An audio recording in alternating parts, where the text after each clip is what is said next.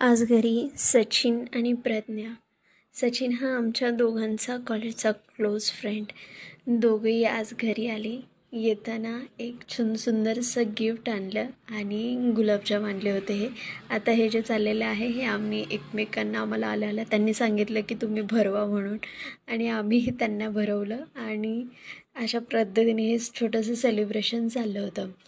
त्यानंतर सांगण्याचं कारण असं की सकाळी मला तिचा कॉल आला की हॅपी बर्थडे उज्ज्वला म्हणून, पण माझा बर्थडे नव्हता, ॲनिव्हर्सरी होती. मी तिला सांगितलं नाही, आता चालू झाला. त्यासाठी तिने मला पुन्हा कॉल केला, म्हटली की मी येते, तू तयार राहा, आपण कुठेतरी जाऊ. ती घरी आली. येताना हे छानसं सरप्राईज सगळे. Thank you so much.